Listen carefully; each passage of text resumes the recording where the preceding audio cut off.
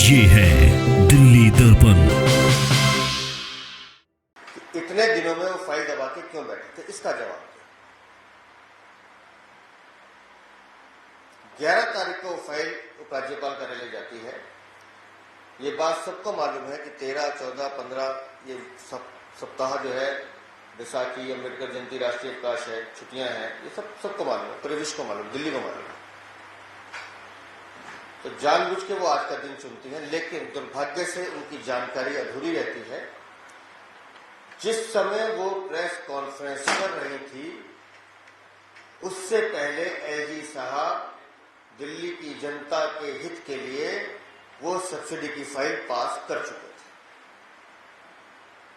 दुर्भाग्यवश उनकी बिजली मंत्री को पता नहीं था और वो अपने ही बनाए हुए चक्रव्यूह में फंस गए।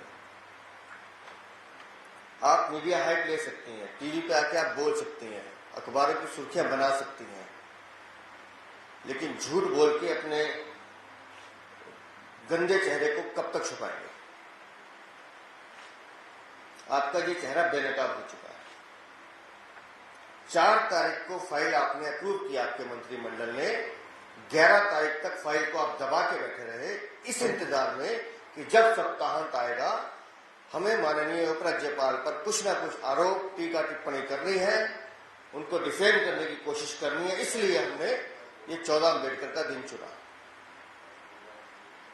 लेकिन मैंने कहा, दुर्भाग्यवश जब वो प्रेस कॉन्फ्रेंस कर रही थी, उससे पहले वो फाइल अप्रूव हो चुकी थी। उनके जो भी फीडबैक यूनिट के बचे हुए अधिकारी हैं, शायद उन्होंने उनको गलत जानकारी दी थी। अब इसमें 2-3 चीजें और हैं जिसकी तरफ मैं आपका ध्यान दिलाना चाहता हूं। 6 वर्ष से लगभग 13,549 करोड़ रुपए सब्सिडी के रूप में दिए गए, उसका ऑडिट आज तक नहीं हुआ।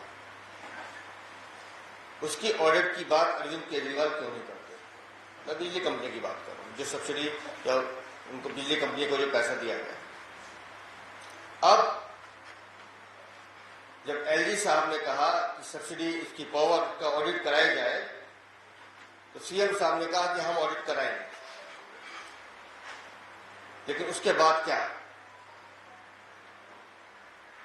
ऑडिट क्यों नहीं हो रहा? और जो पिछले 6 वर्ष की बात है, जो मैं 13,500 करोड़ की बात कर रहा हूं, उसका ऑडिट कौन कराएगा? उसके ऊपर अरविंद केजरीवाल चुप्पी क्यों साधे हैं? जवाब दें। हाई कोर्ट ने सीएजी ऑडिट पर कुछ क्वेश्चन लगाए थे, उस पर रोक लगाई थी। दिल्ली की सरकार तुरंत सुप्रीम कोर्ट गई, इन्हें हमें सीएजी ऑडिट कराना है।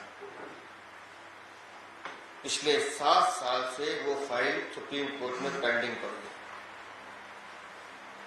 आप कितने एक्टिव हैं, कितनी जनता का हित देखते हैं? पिछले 7 साल में आपने एक भी इमरजेंसी हियरिंग की दरख्वास्त नहीं लगाई सुप्रीम कोर्ट में कि ये फाइल आपके यहाँ पेंडिंग पड़ी है, ये एप्लीकेशन हमारे यहाँ पेंडिंग पड़ी है, इसका आप सीएजी ऑडिट का हमें अनुमति दीजिए। क्योंकि इन्हें पता है कि ऑडिट के बाद क्या होना है, जानकारी है उनको। पावर सब्सिडी का खेल एक और बताते हैं आपको। 2019 में अरविंद केजरीवाल ने घोषणा की थी, किराएदार बिजली मीटर योजना।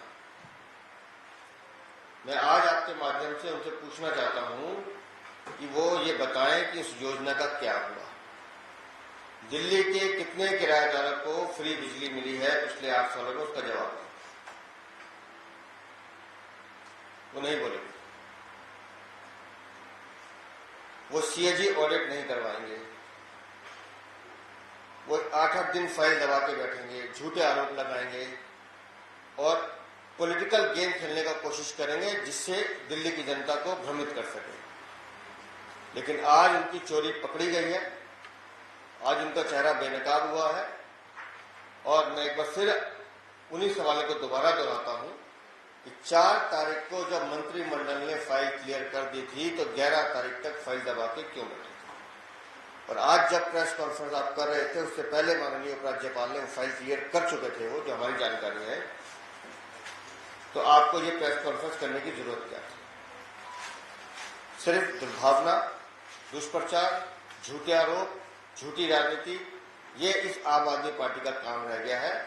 हमने कई बार अपनी इस प्रेस वार्ता के माध्यम से बात की है कि जो 200 यूनिट का खेल आप खेल रहे हैं, अगर आप सच में दिल्ली की जनता का भला चाहते हैं तो दिल्ली के हर परिवार को, वो चाहे झुग्गी झोपड़ी में रहने वाला आदमी हो या कहीं भी रहने वाला आदमी हो, या आप हो या कोई और हो, दिल्ली के हर परिवार को 200 यूनिट बिजली फ्री दीजिए।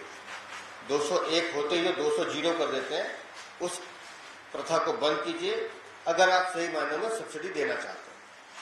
लेकिन आप देना नहीं चाहते, आपने सिर्फ उस 15-20% के ऊपर खेल खेलना है जो आप खेल रहे हैं। इसलिए हम आपसे मांग करते हैं कि दिल्ली के हर परिवार को 200 यूनिट दीजिए अगर आप सही मायनों में दिल्ली वालों का भला करना चाहते हैं। और दूसरी बात, टाइम लेने की, बात करने की जिस तरह की उनकी शैली थी कि हमने फ़ोन किया, हमने भी कई दिन पहले प्रेस कॉन्फ्रेंस की थी शिक्षा में हुए घोटाले की। मैंने स्वयं मांग की थी कि अरविंद केजरीवाल, तुम्हें ऑल पार्टी मीटिंग बुलानी चाहिए, सभी पार्टियों से सलाह करनी चाहिए, बात करनी चाहिए कि शिक्षा विभाग में बच्चों के इतने नंबर कम क्यों आ रहे हैं, 80 में से 4, 80 में से 7। हमने तो कोई जवाब नहीं दिया, लेकिन हमने आपकी तरह इस तरह की प्रेस कॉन्फ्रेंस करने की कोशिश नहीं की। एलजी या उपराज्य मुख्यमंत्री हमें समय नहीं दे रहे, हमें नहीं बुला रहे, उनका प्रेरोगेटिव है, करें मुझे करना है।